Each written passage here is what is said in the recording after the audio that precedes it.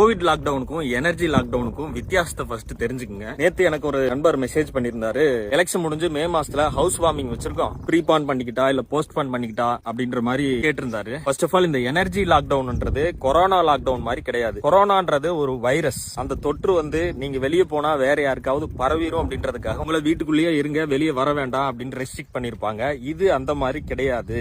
உங்களை யாரும் வீட்டை விட்டு வெளியே வர வேண்டாம், வேலைக்கு போக வேண்டாம் அப்படிலாம் சொல்ல மாட்டாங்க. சரி, ஓகே. இந்த எனர்ஜி லாக்டவுன் போட்டா என்ன பண்ணுவாங்க?